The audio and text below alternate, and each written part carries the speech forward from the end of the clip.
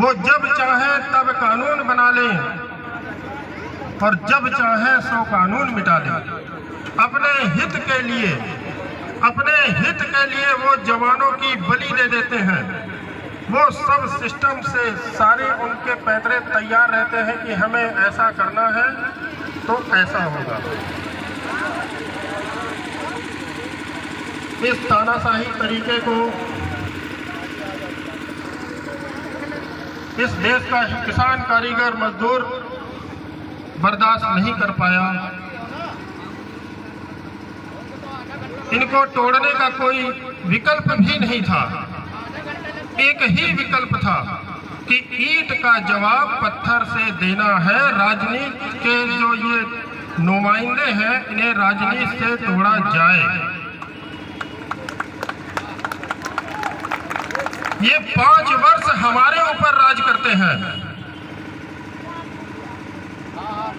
और देखने के लिए मात्र 10 दिन चले आएंगे हाथ जोड़ के भीख मांगने, जिसको भिक्षा बोलते हैं, कि मेरी अम्मा, मेरे दादा, मेरे काका, मेरे चाचा मुझे भिक्षा दे दो, मैं आपका सब कुछ हूँ। परंतु ऐसा नहीं है। वो मात्र दिखावा करते हैं और हमें भिखारी समझते हैं, जबकि भिखारी वो है। उन्हें जरूरत पड़ जाए कि उनकी गाड़ी का टायर पंचर हो जाए, वो अपने हाथ से गाड़ी का टायर नहीं बदल सकते। टायर इस देश का कारीगर और मजदूर ही बदलेगा।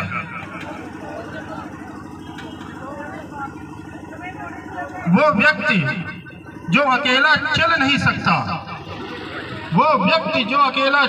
सकता, चार के सहारे से चलेगा। चार के सहारे से चलने वाला क्या अमीर होता है? वो तो सबसे ज्यादा गरीब हुआ। जो इस संसार में सबसे ज्यादा गरीब हो जाता है वही चार के सहारे चलता है। और इस देश का किसान, कारीगर और मजदूर रात में सोते समय भी सोच लेता है कि कल सुबह उठूंगा तो इसके यहाँ ये कार्य करूंगा, उसका वो काम करूंगा, उसके वहाँ ये करूंगा, उसकी ये मदद करूंगा। इस देश का किसान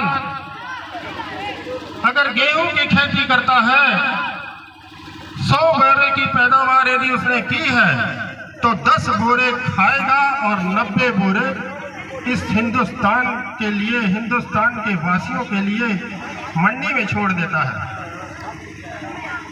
कि मेरा तो पेट पल गया, इस देश का क्या होगा। ये 90 बोरे देश के लिए वो दे देता है कि ये लीजिए, हमारा हिंदुस्तान खाएगा। मेरे साथियों, सबसे पहली बात तो आज पूरे हिंदुस्तान के किसान, कारीगर और मजदूरों को इस सभा के द्वारा अन्नदाता कारीगर पार्टी पहला संदेश देना चाह रही है कि इन जो भ्रष्टाचारियों के द्वारा हिंदुस्तान के किसान, कारीगर, मजदूरों के ऊपर ये गरीबी का कलंक लगाया गया, इसको हटाकर इस ताज को उतारना है। इस देश का किसान, कारीगर और मजदूर न कभी गरीब था, न है और न रहेगा। हमारा हिंदुस्तान सोने की चिड़िया के नाम से जाना जाता है। सोने की चिड़िया, सोने में वास करने वाला व्यक्ति क्या कभी गरीब हो सकता है? जिस देश में हीरा निकल रहा हो, जिस देश में सोना निकल रहा हो, जिस देश में काला पत्थर निकल रहा हो, जिस देश की नदियों का नाम सोन नदी हो, क्या उस देश का कोई भी व्यक्ति गरीब हो सकता है? कोई नहीं हो सकता। मैं तो नहीं समझता कोई गरीब होगा। ये गरीबी का कलंक लगाया गया है हमारे और आपके ऊपर। ये गरीब है, ये गरीब है, ये गरीब है। आज संकल्प ले लें कि हम गरीब नहीं हैं। हिंदुस्तान का किसान हमेशा साहूकार रहा। हिंदुस्तान का कारीगर हमेशा रईसी के साथ जिंदगी जिया है। हिंदुस्तान का मजदूर मजदूरी करने के बाद ठाट बाट से अपना जीवन यापन करता है और आराम से सो जाता है। वो कभी गरीब नहीं था। ये गरीबी का कलंक उतारना है अन्नदाता कारीगर पार्टी वर्तमान सरकार के द्वारा